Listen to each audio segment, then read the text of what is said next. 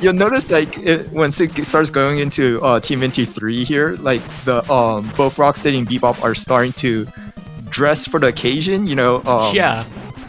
What occasion is this exactly?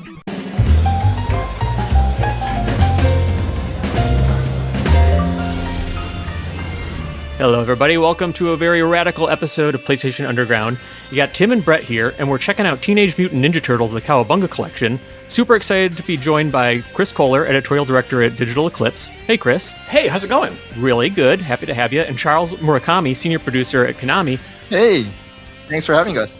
Guys, what are we checking out here today? We are about to dive into Teenage Mutant Ninja Turtles, the Cowabunga Collection, coming out later this year for PlayStation 4 and PlayStation 5. It is a collection of 13 different Ninja Turtles games from Konami. Awesome.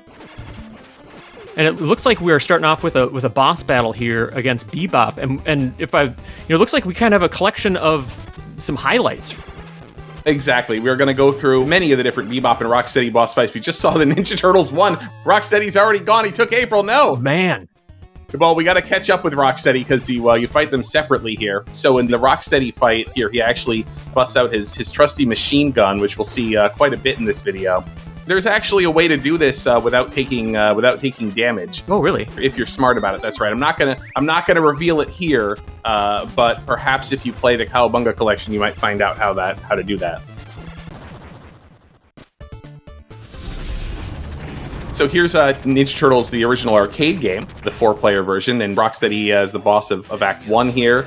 As you can see, you bring 3 buddies in here, you're going to have a much easier time with this boss fight. In general, if you're doing it on your own, he can shoot that machine gun diagonally, so it kind of punishes you for jumping, so you might not want to do that so much. This was an absolutely formative moment of my youth. Seeing that module come up and Rocksteady burst out. It was like a cartoon. Yeah. This kind of detail in an arcade beat 'em up at the time, like crowds, like legit crowds around the arcade machine. And then here's Bebop with his the first appearance of his signature ripple gun, which maybe these four players are going to let him fire at some point. Give him no quarter. I love that we're seeing the bosses, sort of standing on their own against the turtles. There it is. Yeah. Yes, that's right. And speaking of no quarters required in the Cowabunga Collection. You can just continue all you want.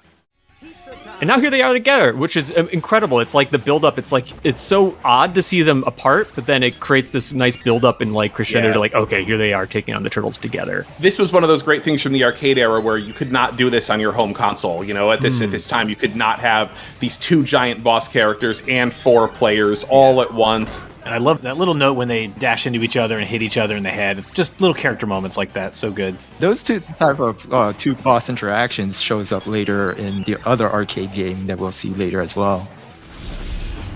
Now we're seeing a different version of the earlier fight, right? This is the 8-bit home console version of the Ninja Turtles arcade game. And again, here, like, to get this as a kid, like, I mean, look at this. It's like, does it look exactly like the arcade game? No. Is it close enough that you were blown away to have this in your house?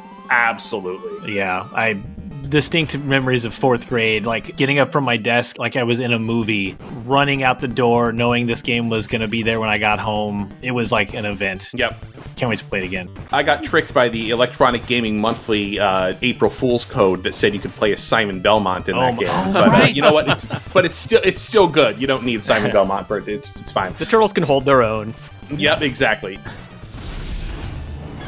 So here's the first portable Ninja Turtles game. You can see in this case, it's a side-scrolling game where it's sort of locked to that side-scrolling perspective. And you can actually, if you notice, you can knock the bullets away from Rocksteady in this fight. And you can even knock down Bebop's ripple laser in the next fight. So I love the animation with his sunglasses popping off there for his spur frame. Yeah, it becomes a lot more comical, right, as it goes on. And actually, if you look at, you'll be able to look at some of the original design documents for this game and see the pencil sketch of that comical, funny reaction frame as well. So you check that out. You can compare the two.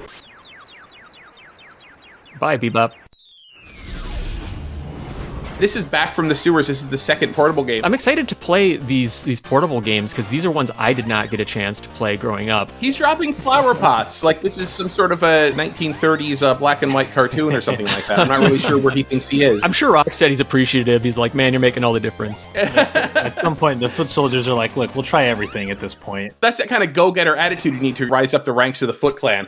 This has scenes that are locked to that side-scrolling plane, and then you also have this sort of isometric viewpoint as well, where you can move up and down in various scenes. And so Bebop takes advantage of that by firing bullets across all the different planes, moving up and down diagonally. It makes this a much more difficult and dynamic fight than the Rocksteady one. Was that a TMNT building? Did they purchase land?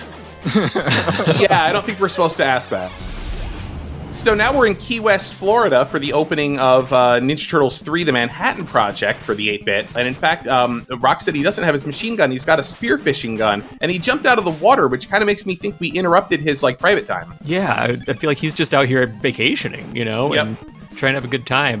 And he's still got that diagonal blast, so ready to punish any jump kicks still. Maybe he was hanging out with Ray Fillet. That's a deep cut. And I love this whole scene here too, where Bebop just drives by, just sort of flinging out the grenades. Yeah, man. Like the idea, how can he pull the pin on those so fast? I'm impressed. He's very talented. He pre-pulled them. It's very dangerous. Yeah, you'll notice once it starts going into TMNT 3 here, like the both Rocksteady and Bebop are starting to dress for the occasion. Yeah. Like with a What occasion is this exactly? This is a wrecked bridge, so he's wearing like a wrecking ball over his head. That's incredible. Like just the fact that he's got to get it swinging first, and the neck muscles on this beast is just impressive. It's really just an 8-bit masterpiece. It's got so much packed into it, so many cool boss fights. Now we move on to Teenage Mutant Ninja Turtles 4, Turtles in Time, for the 16-bit.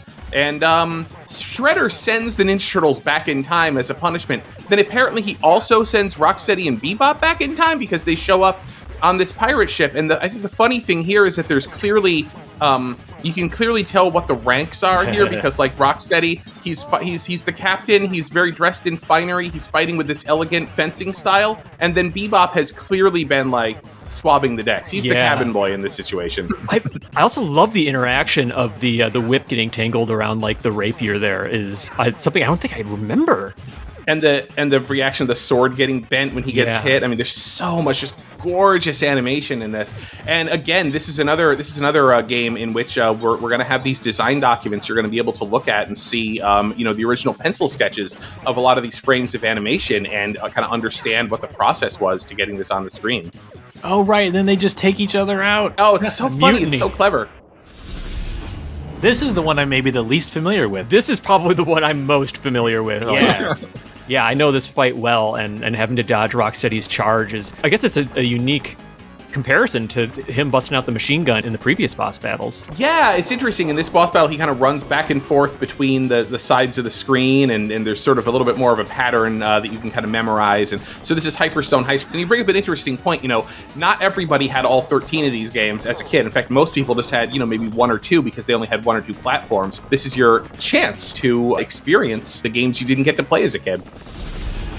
We're back looking at the arcade version of Turtles in Time. Yeah, just to wrap things up, I guess. Yeah, and thanks, guys, so much for joining us. So the Teenage Mutant Ninja Turtles, the Cowabunga Collection, is going to be out later this year on PS4 and PS5. Charles, Chris, thanks for joining us. Thank you. Yeah, thanks for having us.